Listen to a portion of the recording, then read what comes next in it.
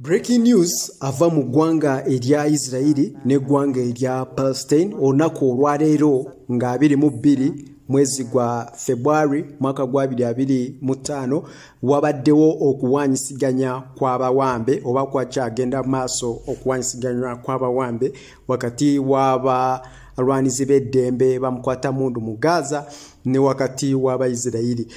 Olwaleero abamukwata mundu babadde balina okubanga bawaayo abawambe Abayisirayiri be bawamba 6.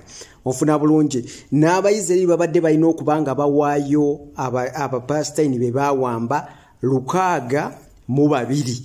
Tuli ku page emu. So far saawa zino wenjogerera bakawaayo Abayisirayiri 5.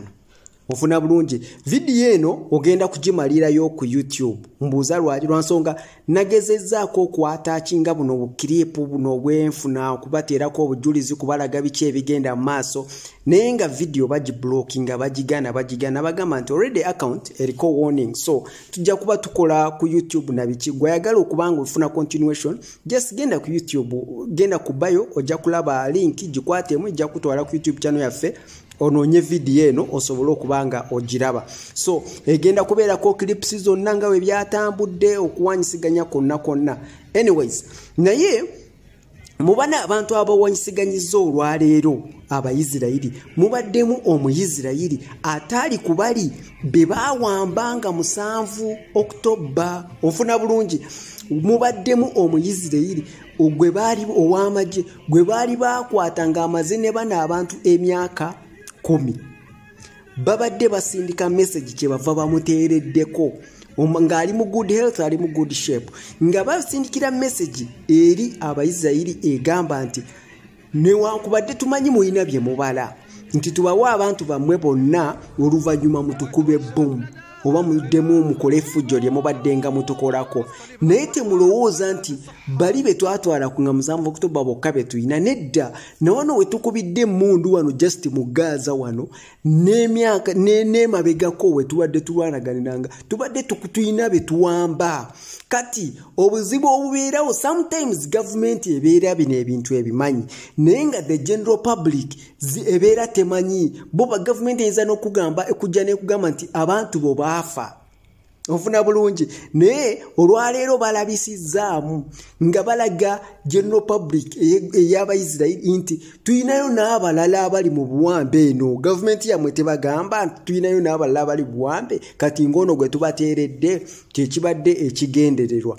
Then ekirala ekibuuza abantu kye bateebuuza luli tulaba Abayisirayiri batadde simanya 3 mmeka Abapalestine 3 mmeka leero bagenda kuta 602 luli batadde 8 luli batadde 5 luli batadde 4. Tewali muntu yenna yeebuuza nti bano bonna babeera bakremino bano bonna babeera batujju bano bonna babeera ye baatandikira ku myaka ki ye ba myaka emeka be bata. Amazima gali nti bano abantu bamanyi ansa bamanyi nti na bano bawambe naye tebabeera bawambe olw'okuba nti bawalabu olw'okuba nti Bapalestine tosobola kugamba nti baki bawambe. So even tujukire nti mu Israeli wali etteeka lye bayita administrative detention nti olaba nti batutta omukadde ne bamuteeka mu kkomera batutta akaana ak'emyaka 8 ne bakateeka mu kkomera bakola bagiyita administrative detention. Omusirikale ow'eggwanga lya Israeli akkirizibwa okukwata Omupalestine n'amuteeka mu kkomera just for fun. Womutunuulira obubi wokulabikira obubi wokola ki awaddembo kuteeka mu kkomera anda ng'akozesa eryo etteeka lye bayita administrative detention mbwakusibamu kwakuzeemu ku mpisa. Tutegerekese bulungi. So embeera egenda mu maaso naye nga already tujukire nti government y'eggwanga lya Israeli ebadde ng'egamba abantu naddala ne ya Benjamin Netanyahu ebadde ng'egamba abantu nti bamukwata mundu baabakuba ne babatta.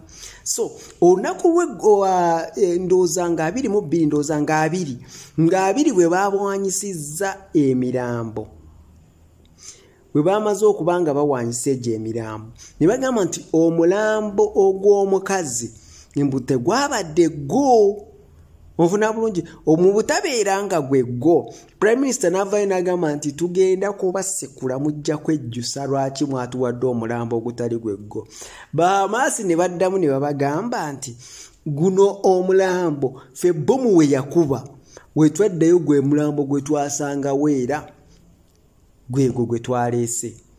Ekibuuzo gino emirambo gye baleese weebuuza ekibuuzo lwaki gyabadde mu keesi ze bayita coffin oba byabadde bitundutundu bifiififi by'abantu bye bakuŋŋaanya ng'abantu tesobola kutununawo olwansonga bagamba nti bano abantu we baali bomu z'Abayisirayiri zaakubawo era mu kunnyonnyola lwaki bali bafunye omulambo ogutali gweggo bagamba nti gwe baasobola okufunawo bo tebalina tekinologi agenda okwidentifyinga nti ono Omuyisirayiri oba Mupalestine bo gwegwo omulambo gw'omukazi gwe baasangawo gwe baabawadde. Okitegeera? So tulabye mass graves, tulabye entaana ez'olujjuzo eza buli omu mass graves mu Gaza.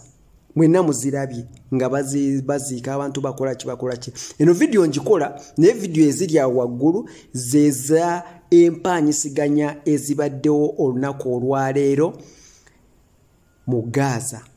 Nfuna bulungi bayeerera abo baserikali jezo zigenda maaso naye nga tulabye mass graves mu Gaza naye nga tewali abuuza lwaki bano abantu babatta bwe bati.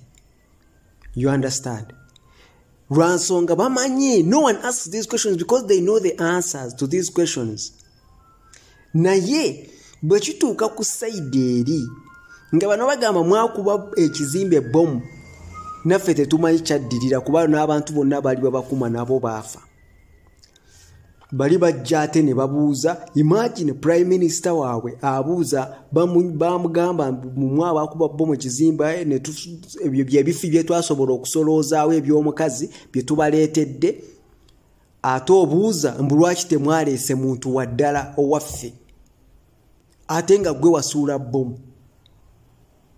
You understand? Anyway, eyo kusaidi yange it was just a tactic to send aba Hamas bamenye ceasefire n'olwekyo tugenda kukola bwetuti nga omanya Abayisirayiri kunoonya eva banoonya kyebeekwasa nga bwe bali mu kwekwasa okubanga bava mu ggwanga lya Lebanon na kati bakyaliyo. So eyo yembeera eryawo, yembeera ebaddewo olunaku lw'olwaleero, yembeera eri mu Gaza. The only thing about this is that Abagaza bazemu kuba they are rebuilding their homes. Bali mukubanga bazimba maka gawe video atanagiraba kebera mu video eziryawo zena postings I think yesterday or today kebera mu video eziddaka wansi ojja kubola banti they are rebuilding nakoze video on Egyptian response.